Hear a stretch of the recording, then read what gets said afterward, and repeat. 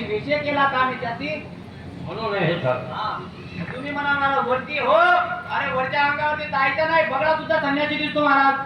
बगडा सुद्धा तपी मुनी सारखा आता एकदम शांत राहतात, तेव्हा शिकार करी राहणार साधू माय खूप तरफतो.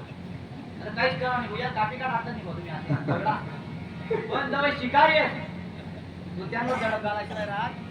म्हणून वरच्या अंगाला भुलायचं नाही बाबा. काय वरच्या अंगाला भुलायचं नाही. साधूची पारख करून घेत असताना साधू थोर जाना, साधू थोर जाना, साधू थोर जाना. कलियुगी मी साधू कसा असावा. इह लोकी तोची सर्वाभूती सम, शरीराचा भ्रमणेने कदा. साधूची वागणूक असावी. नामा म्हणे गाय दूध एक सार, आणि साधू निरंतर असा साधू असावा. जीवनात अशा साधूला शरण गेल्यानंतरच जीवनाचं कोड उलगडू शकतं, नाही का? नाहीतर भलत्या चलत्याला साधूला शरण गेल्यानंतर, विष्णू बाबा, भलत्या चलत्या साधूला शरण गेल्यानंतर आपलं कोड सद्गुरु श्रीपाद बाबा भेटले, आमच्या जीवनाचं कोल मिटले. जीवनाचं कोल मिटले, आमच्या जीवनाचं कोल मिटले. सद्गुरु श्रीपाद बाबा भेटले, आमच्या जीवनाचं कोल मिटले. सद्गुरु श्रीपाद बाबा भेटले, आमच्या जीवनाचं कोल मिटले. संत दयाळू देव, आमचे संत दयाळू देव.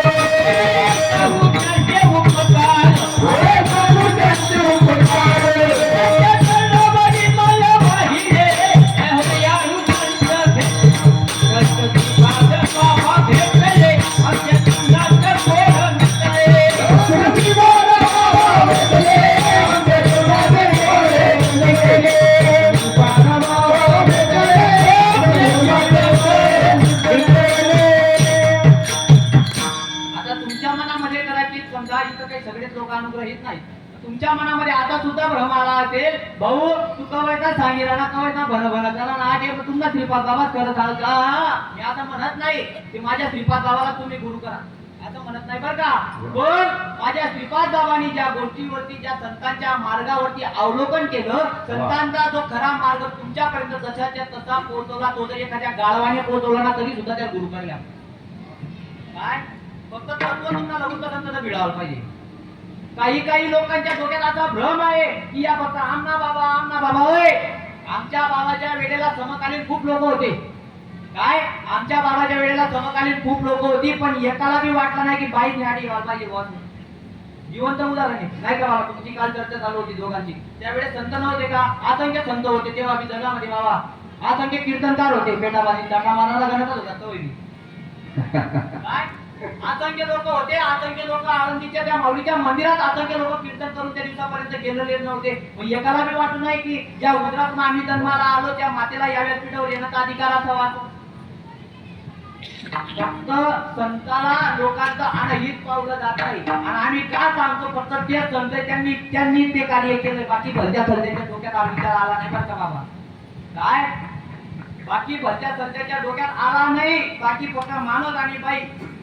मानस आणि बाई जर तुम्हाला डोका मारून मी मानस आणि बाई तुझं करून भिडेल का? नरनारी बाई नरनारी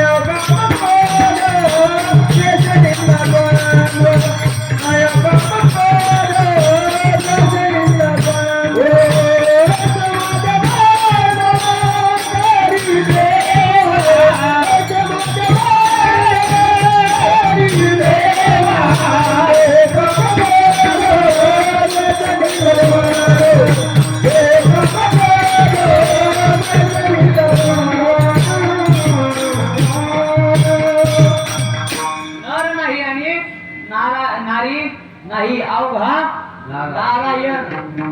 बाकी आजही सांगतात बाबा तुम्ही कीर्तन करतात मग 24 तास झोपले तो राहा पाहिजे. आणि तुम्ही आपण तरी काही एक की धागा नाना पडी लोकडे जगामध्ये हो आप्पा.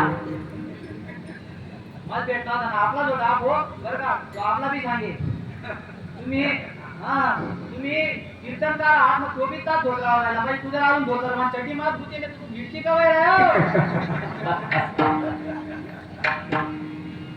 बरोबर आहे का नाही. जर साधू जीवनात आला तर दृष्टी व्यापक झाली पाहिजे.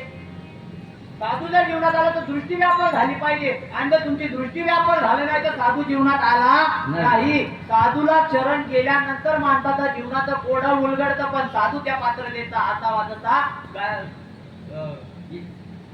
विठ्ठल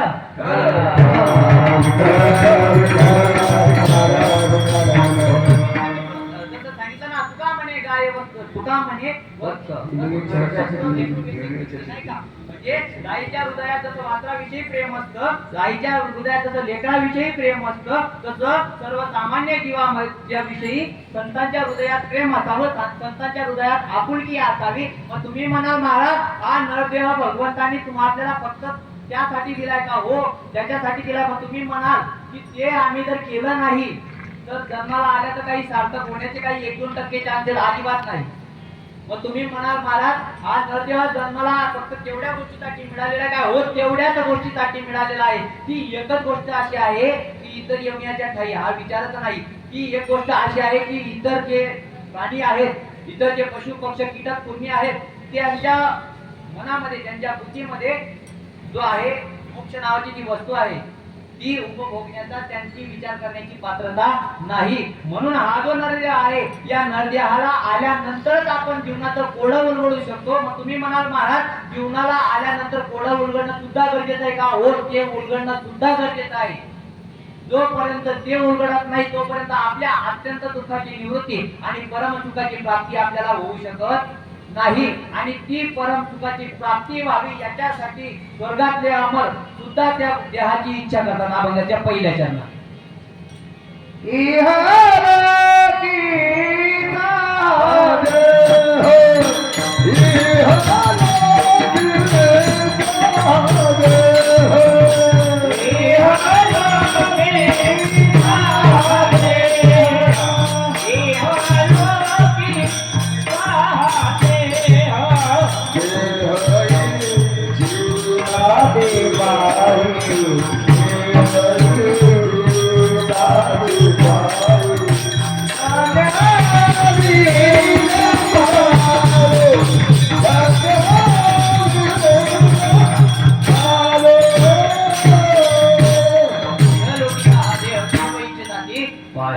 देव इच्छा करतात. मग कशासाठी. त्या पंढरीश पांडुरंग परमात्म्याची प्राप्ती होण्यासाठी नाही का. त्या पंढरीश पांडुरंग परमात्म्याची प्राप्ती होण्यासाठी जर देव इच्छा करतात तर कुठला पंढरीश पांडुरंग परमात्मा.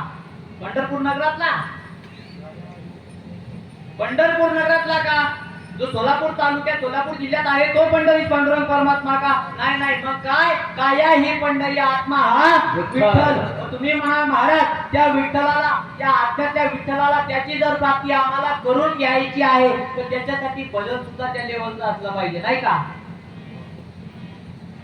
भजन त्या पातळीचं असलं पाहिजे त्या लेवलचं असलं पाहिजे.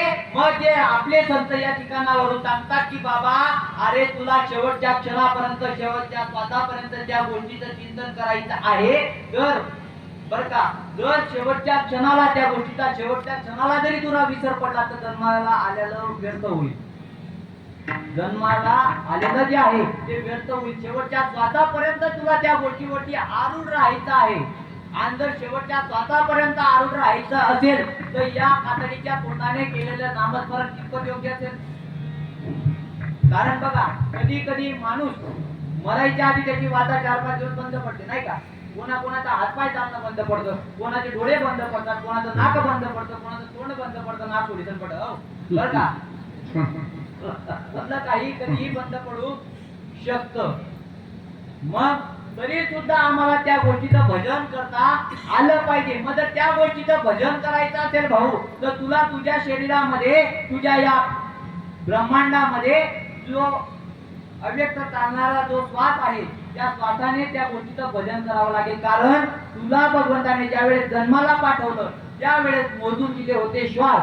8 दिवस महिने रात्र घंटे तास मिनिट हे नाही काय मोजून पाठवले होते श्वास, आणि ज्या दिवशी तुझा श्वास संपेल त्या दिवशी तुझी या मृत्यू लोकातली यात्रा संपेल. आणि जर तुझी मृत्यू लोकातली यात्रा संपवण्यापर्यंत तुला जर भगवंताच्या सानिध्यात राहायचं असेल तर भगवंताच्या सानिध्यात राहण्यासाठी साधन एकमेव आहे, ते म्हणजे श्वास. सजन कर भजन कर रे सजन कर भजन